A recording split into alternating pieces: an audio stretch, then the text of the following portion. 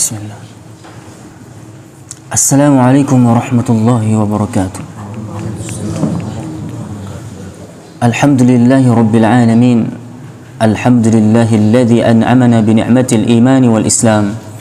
Asyhadu an la ilaha illallah wahdahu la syarika lah wa asyhadu anna Muhammadan abduhu wa rasuluhu la nabiyya wa la rasula ba'dah.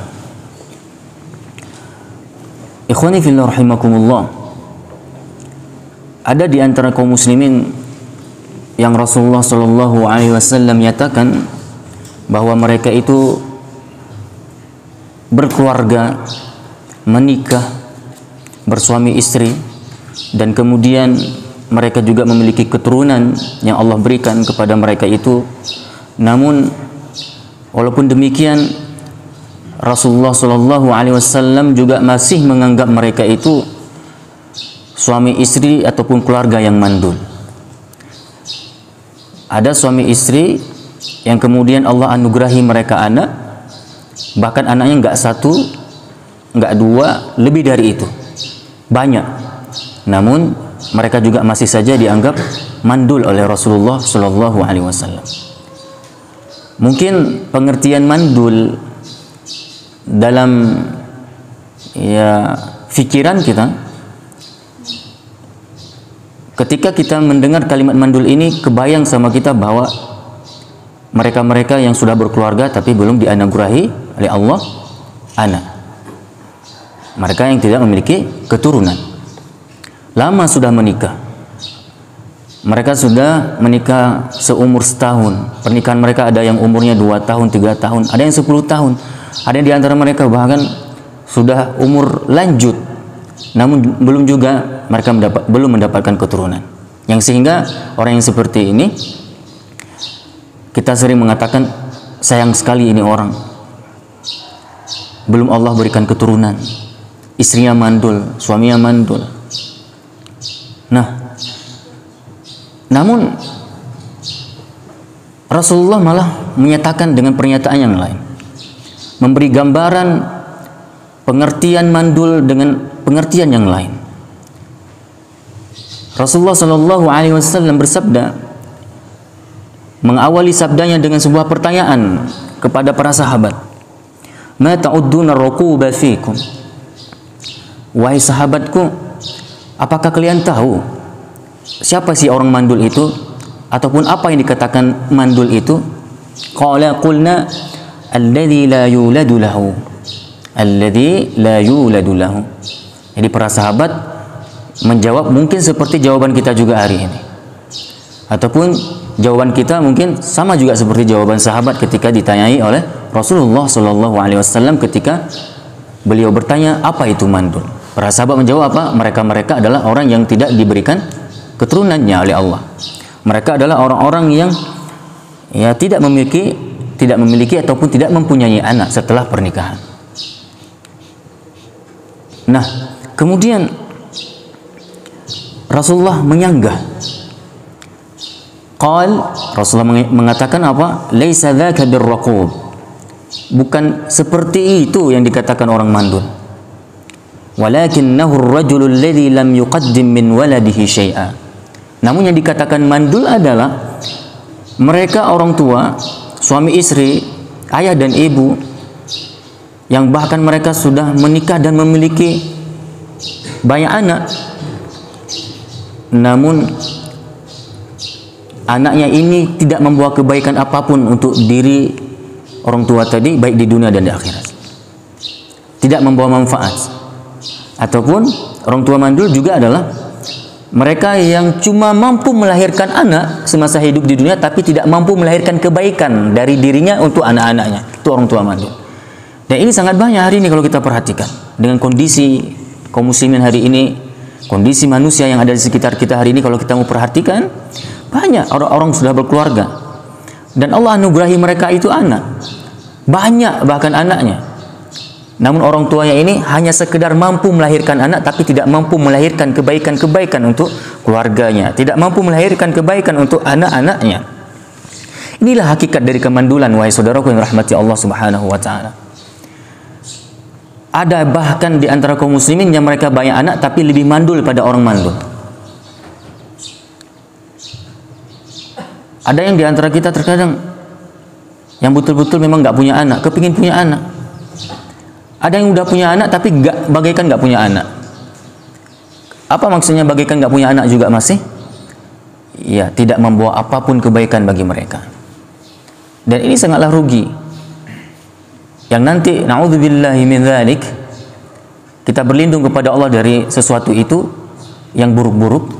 Ya, ketika anak ini bahkan menghantarkan kita ke nerakanya Allah Subhanahu wa taala.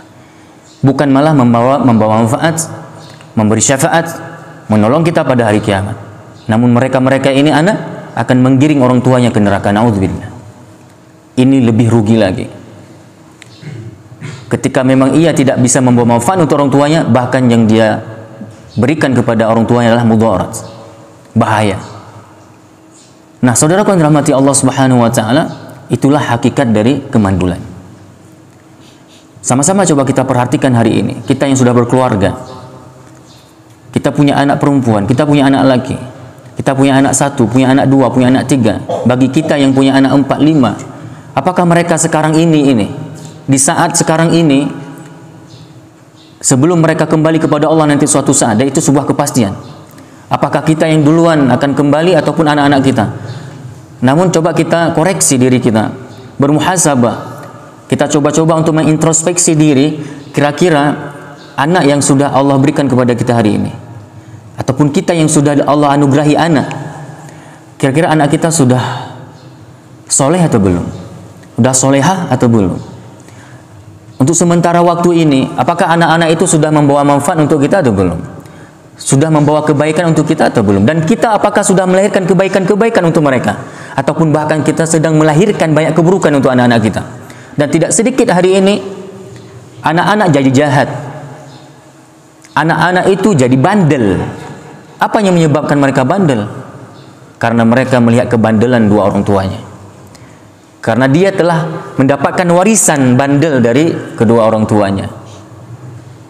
Terkadang kita pun ketika ada orang tua yang curhat kepada kita, meminta untuk mendapatkan solusi dari diri kita, ketika kita buka suatu konsultasi berhubungan dengan masalah kenakalan remaja misalnya, si ibu mulai menceritakan kebandelan anaknya, si ayah juga mulai menceritakan tentang kebandelan anaknya. Anakku seperti ini, anakku seperti itu.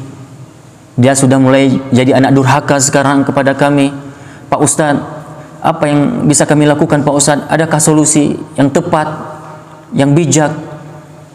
Kami sangat kepingin anak kami jadi anak soleh.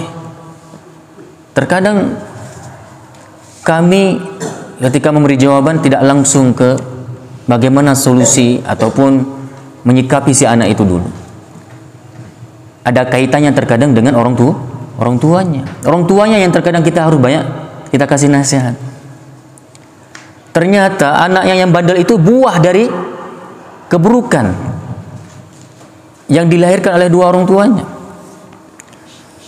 Akar masalahnya bukan di anaknya ini rupanya.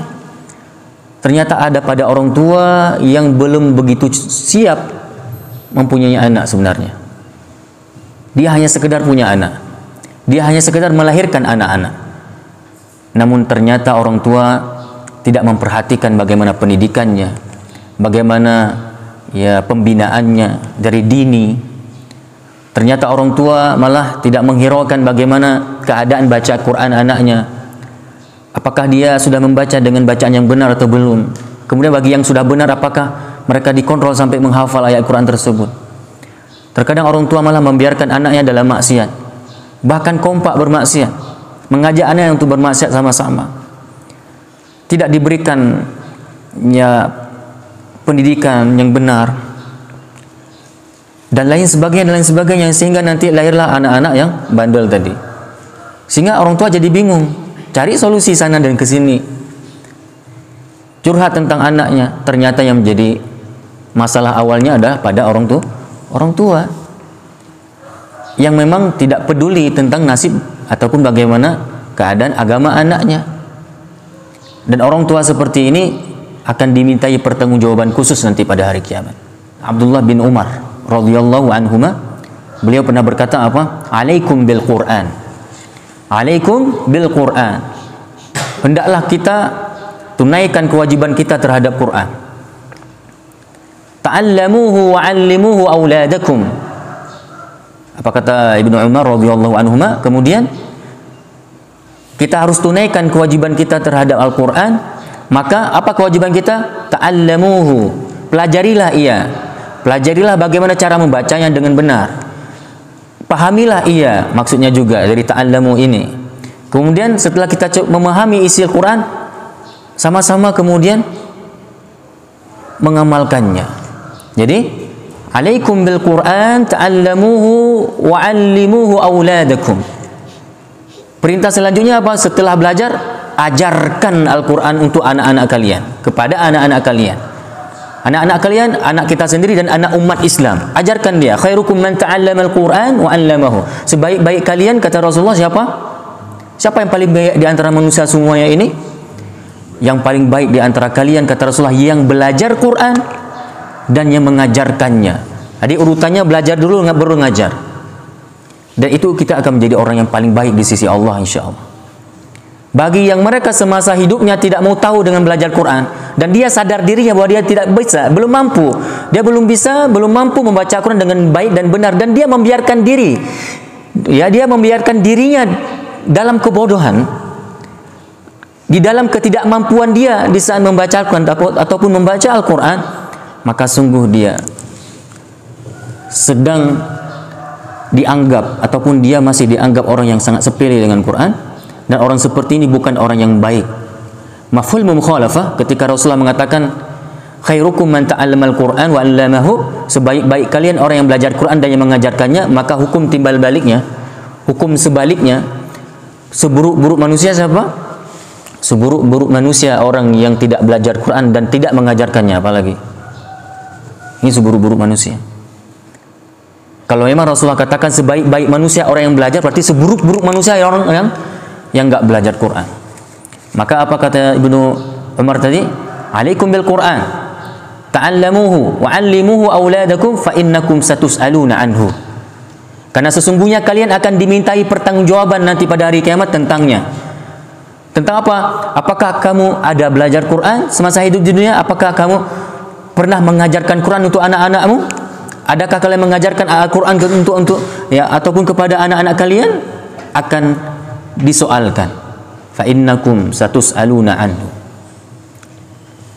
Saudaraku yang dirahmati Allah Subhanahu wa taala, maka dari itu ada sebuah ya bahasa hikmah, apa yang kau tanam itulah yang kau dapatkan.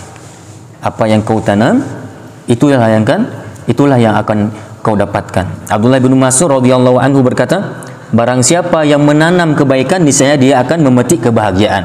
Barang siapa yang menanam kebaikan, maka dia pasti akan memetik kebahagiaan. Barang siapa yang menanam keburukan, niscaya dia akan menuai penyesalan. Setiap yang menanam akan mendapatkan sesuai apa yang dia tanam. Ini yang dapat kami sampaikan pada kesempatan kali ini. Mudah-mudahan ada manfaatnya. Kita akhiri dengan doa kafaratul majlis. Subhanakallahumma wa bihamdika asyhadu an la ilaha illa anta astaghfiruka wa atubu ilaik. Wassalamualaikum warahmatullahi wabarakatuh.